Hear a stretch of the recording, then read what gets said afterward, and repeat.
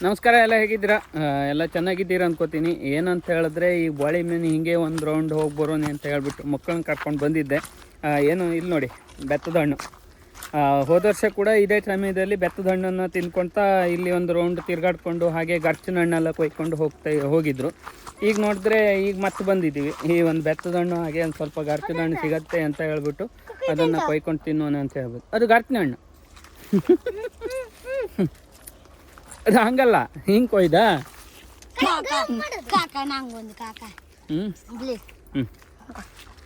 ಚಿಕ್ಕದ್ದೇ ಒಂದಾಗಿತ್ತು. ಅಲ್ಗಣ ಹಾಂ, ಅಲ್ಲಿ ನೋಡಿ ಅವನಿಗೆ ಸಿಕ್ತು. ಕಾಲಾಡಿ ಕಣ್ಕ.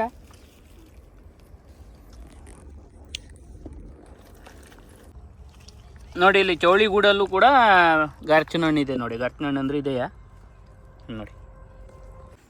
ತಗೆ ನೋಡಿ, ನಮ್ಮ ಅಣ್ಣನ ಮಗ ಚೌಳಿಗೂಡ ತಗೆ. ಎಲ್ಲೋಯ್ತು ಅದು ಹಣ್ಣು? ಎಲ್ಲೋಯ್ತು? ಮುಳ್ಳಾದ್ರಾಗೆ ಮಂಗ ಹಣ್ಣು ಉದುರ್ಸಾಕದ, ಎಲ್ಲೋ ಉದುರ್ಸಾಕದ ಮಂಗ. ಹಣ್ಣು ಹೋಯ್ತು ಬಾ. ನೋಡಿ, ಇಲ್ಲೊಂದು ಹಣ್ಣು ಸಿಕ್ತು ನಮ್ಮ ಅಣ್ಣನ ಮಗ್ಗೆ. ತಿನ್ಬೇಡ ಅಂತ ಹೇಳ್ತಿದ್ದಂಗೆ ಹೋಗಿ ಕೈ ಹಾಕ್ದವ, ಬಿಟ್ಟಾಕ್ದ. ಪಾಪ ಅವನಿಗೂ ಗೊತ್ತಿಲ್ಲ ಇದು ಏನು ಹಣ್ಣು ಅಂತ ಹೇಳಿದ್ರೆ ಇದು ಕುಂಟು ನೇರ್ಲ ಹಣ್ಣು. ಹಿಂಗೆ ತಗೊಂಡು ನೋಡಿ ಇಲ್ಲಿದೆ ಕುಂಟು ನೇರ್ಲ ಹಣ್ಣು ಅಂತೂ ಇದಕ್ಕೆ. ನೋಡಿ ಇಲ್ಲೊಂದು ಹಣ್ಣಿದೆ. ಈ ಹಣ್ಣು ಗರ್ತಿನಕಾಯಿ ಕಂಡಂಗೆ ಆಗ್ತದೆ, ಆದರೆ ಗರ್ತಿನಕಾಯಿ ಅಲ್ಲ. ಇದೇನಾದರೂ ನಿಮಗೆ ಗೊತ್ತಿದ್ರೆ ಇದು ಯಾವ ಹಣ್ಣು ಅಂತ ಹೇಳ್ಬಿಟ್ಟು ಕಮೆಂಟ್ ಮಾಡಿ, ಇದು ಯಾವ ಕಾಯಿ ಅಂತ ಹೇಳ್ಬಿಟ್ಟು. ಇಲ್ಲಿ ನೋಡಿ, ವರ್ಷಕ್ಕೂ 1-2 ಸಲ ಆಗುತ್ತೆ, ಇಲ್ಲೇ ಇರುತ್ತೆ ಮಾತ್ರ. ಇದು ಯಾರು ಕೊಯ್ದು ಇಲ್ಲ, ಏನೂ ಇಲ್ಲ. ಇಲ್ಲಿ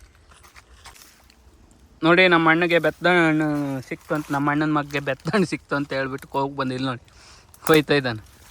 ಕೊಯ್ ಇದೇ ನೋಡಿ ಬೆತ್ತದ ಹಣ್ಣು ಅಂತ ಹೇಳಿದೆ. ಹಿಂದಿನ ಸಲ ತೋರಿಸಿದೆ, ಇದೇ ಬೆತ್ತದ ಹಣ್ಣು. ತಿನ್ನೋಕೆ ಒಳ್ಳೆ ಇರುತ್ತೆ ಮಾತ್ರ, ಆದರೆ ಜಾಸ್ತಿ ತಿಂದರೆ ಸ್ವಲ್ಪ ಊಟ ಸೇರುವುದಿಲ್ಲ, ನಾಲ್ಗೆ ದಪ್ಪ ಆಗ್ತದೆ. ನೋಡಿ ಇಟ್ಟತ್ತಾರಿ ಹುಡುಕಿ ಇಲ್ಲೊಂದು ಸ್ವಲ್ಪ ನೇರಳೆ ಹಣ್ಣು ಸಿಕ್ಕಿದ್ದು ನೋಡಿ, ಕುಂಟು ನೇರಳೆ ಹಣ್ಣು. ನಾವು ಈ ಕಡೆ ಕರೆಯೋದು ಕುಂಟು ನೇರಳೆ ಹಣ್ಣು ಅಂತ ಹೇಳ್ಬಿಟ್ಟು. ಇಲ್ಲಿ ನೋಡಿ ಇಲ್ಲೊಂದು ಹೂವು ಆಗಿದೆ. ಇಲ್ಲಿ ನೋಡಿ, ಚೆನ್ನಾಗಿದೆ ಅಲ್ವಾ? ಇದು ಯಾವುದು ಅಂತ ನಿಮ್ಗೇನಾದರೂ ಗೊತ್ತಿದ್ರೆ ಕಮೆಂಟ್ ಮಾಡಿ ಆಯಿತಾ? ಇಲ್ಲಿ ನೋಡಿ, ಅಕ್ಕ ಚೆನ್ನಾಗಿದೆ ಮಾತ್ರ.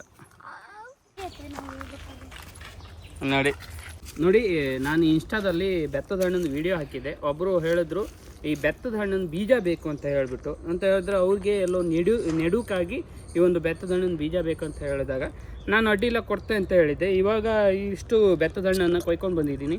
ಇದ್ರ ಬೀಜವನ್ನು ಒಳ್ಳೆ ಶೇಖರಣೆ ಮಾಡಿ ಅವ್ರಿಗೆ ಕಳಿಸ್ಬೇಕು ನಾನು. ಇಲ್ಲಿ ನೋಡಿ, ಬೆತ್ತದ ಹಣ್ಣು ಅಂತ ಹೇಳಿದ್ರೆ ಇದೆಯಾ. ಹಾಗೆ ಇದ್ರ ಜೊತೆ ಕುಂಟು ನೇರಳೆ ಹಣ್ಣು, ಹಾಗೆ ಗರ್ಚಿನ ಹಣ್ಣು, ಇದೆಲ್ಲ ತಿಂದುಕೊಂಡು ಇವಾಗ ನಾವು ಈ ಮನೆ ಕಡೆ ಬರ್ತಾಯಿದ್ದೀವಿ.